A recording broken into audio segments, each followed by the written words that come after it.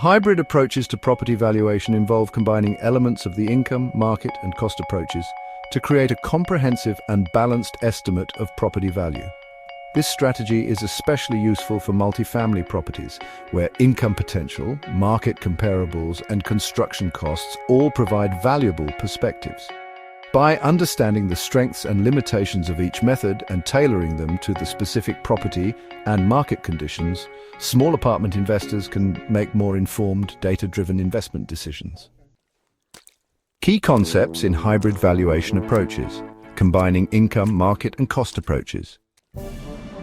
Income approach. Primarily used for properties generating rental income, this approach calculates value based on income potential through methods like capitalization or discounted cash flow, also known as DCF. It's particularly valuable when income is the main driver of value. Market approach. This approach relies on comparable property sales to gauge value using metrics like price per unit or gross rent multiplier, often abbreviated as GRM. It's beneficial when there is ample sales data for similar properties in the area. Cost approach. Used to estimate value based on construction or replacement costs, adjusted for depreciation. This method is valuable for newer properties, unique buildings, or markets with few comparables. Example of a hybrid approach. For a multifamily property, an investor might use the income approach to assess the property's cash flow value and the market approach to ensure that the income-driven estimate aligns with recent sales of similar properties.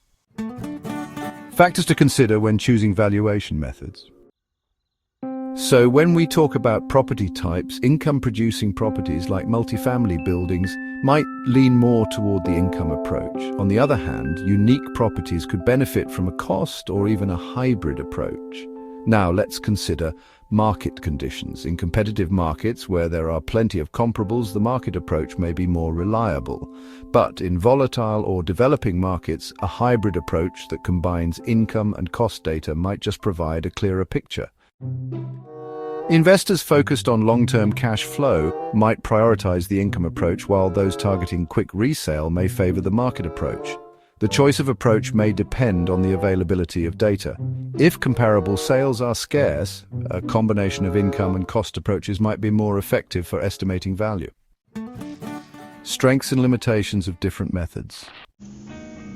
Income approach offers a clear view of income potential but may overestimate value if rental income is unusually high or unsustainable.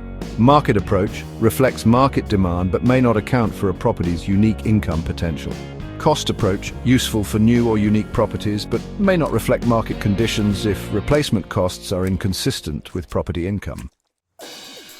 An investor interested in a 20-unit multifamily property might use the income approach to calculate value based on cash flow, and the market approach to compare this estimate against recent sales of similar buildings.